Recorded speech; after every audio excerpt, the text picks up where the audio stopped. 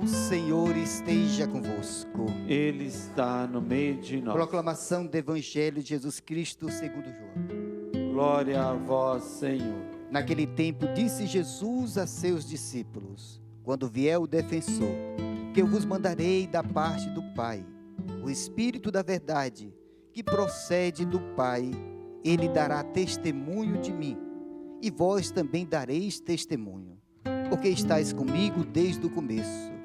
Eu vos disse estas coisas para que a vossa fé não seja abalada.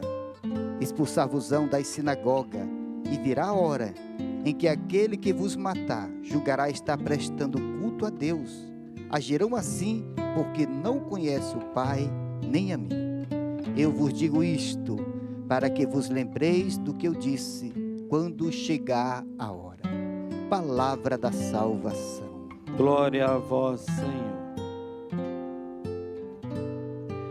Meus amados irmãos e irmãs, Jesus está fazendo o seu discurso de despedida, capítulo 14, 15, 16 e 17 do Evangelho de São João.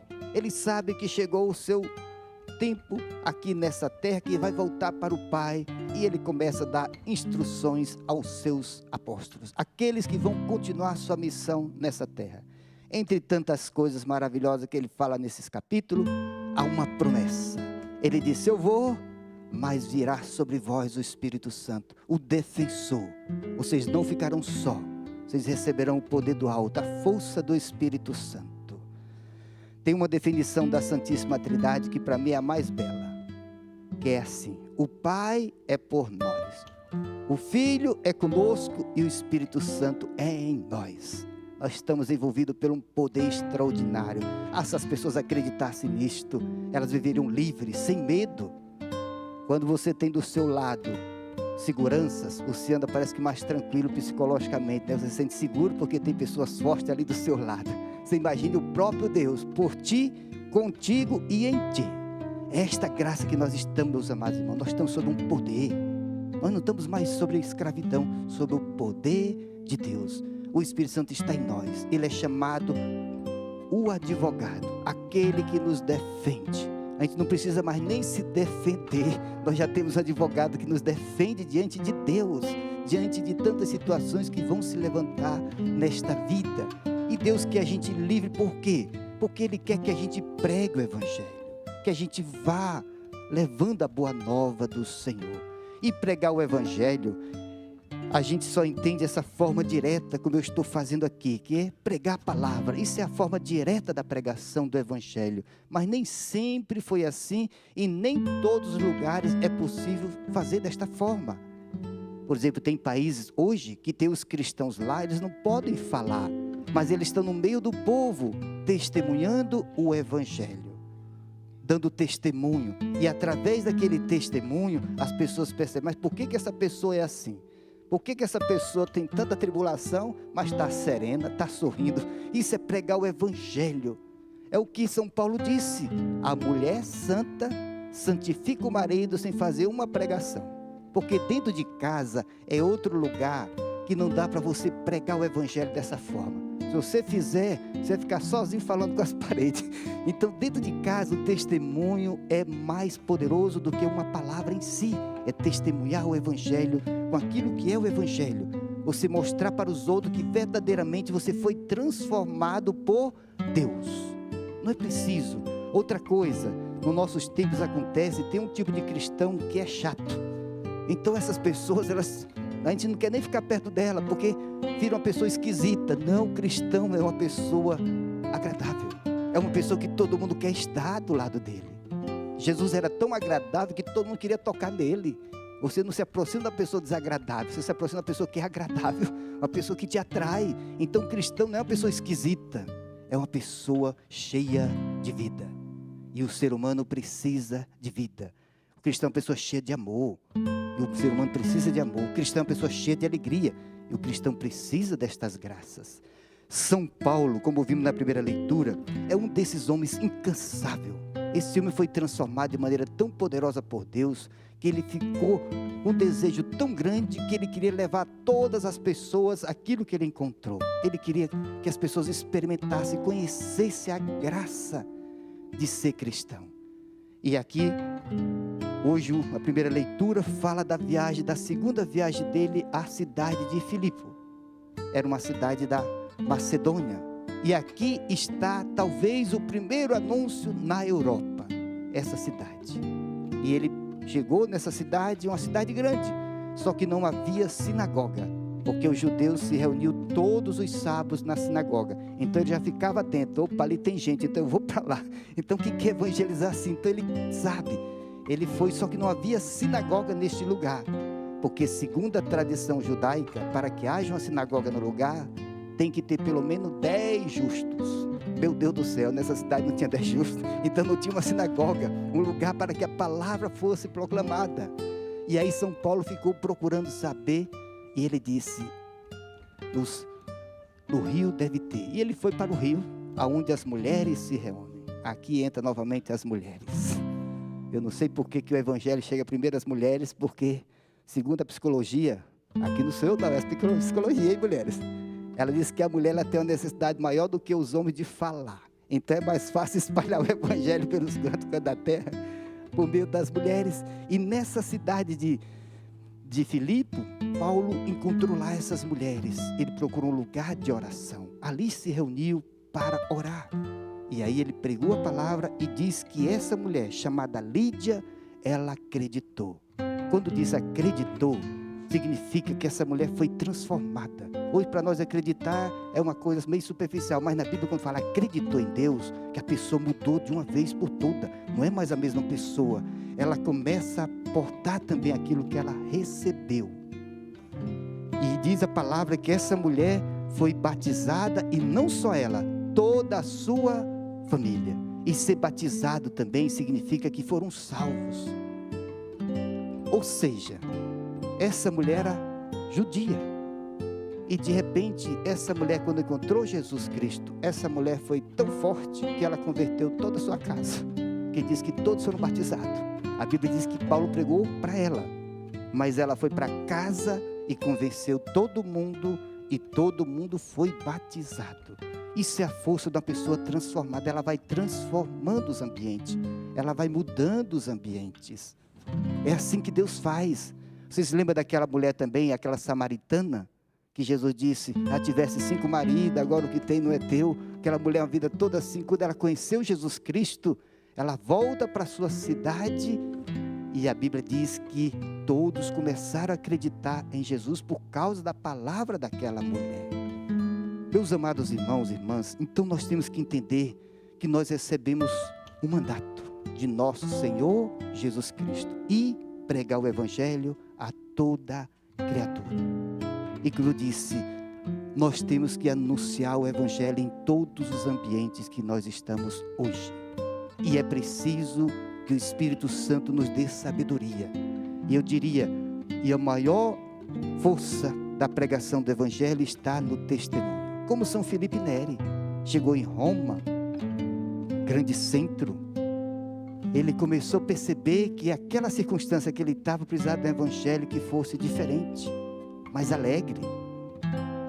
Eu vou abrir aqui um parênteses, vocês não vão encontrar uma foto antes do Concílio Vaticano de pessoas sorrindo.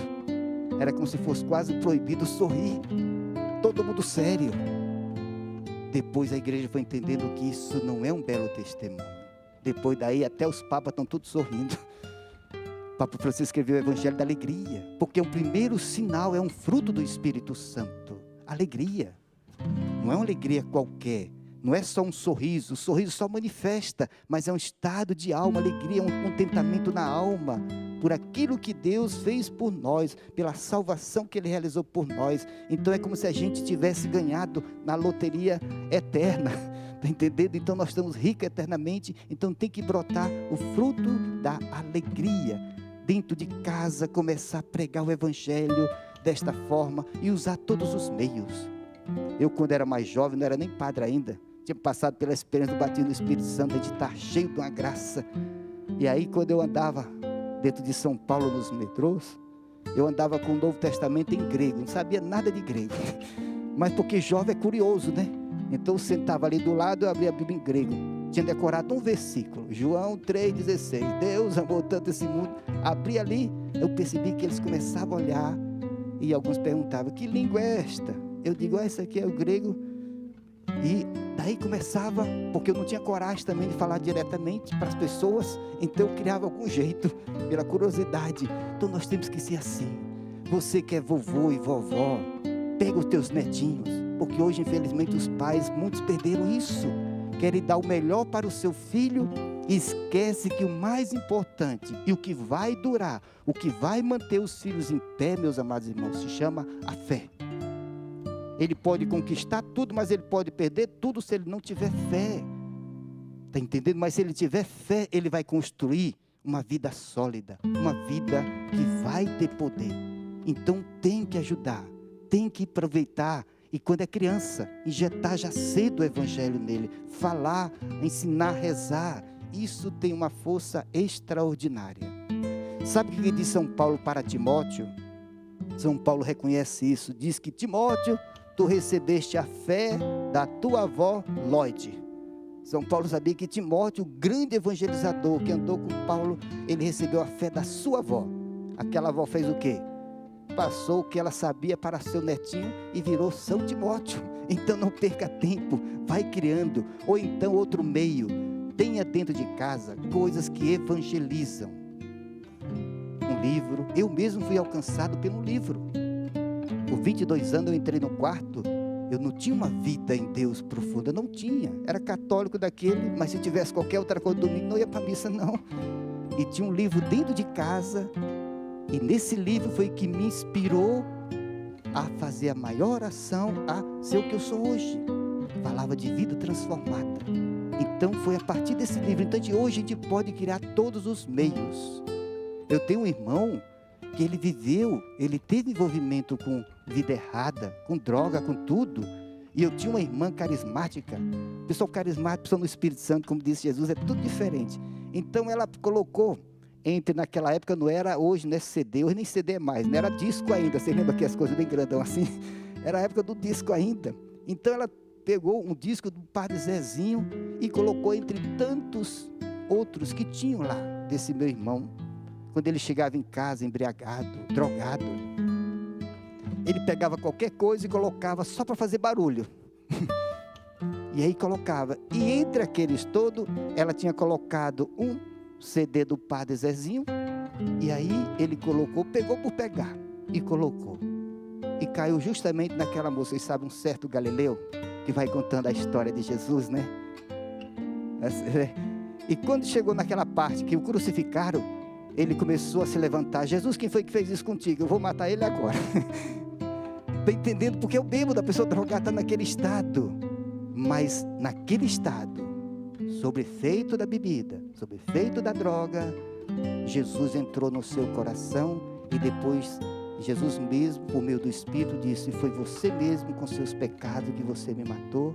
E aí, esse meu irmão nunca mais bebeu, nunca mais usou droga.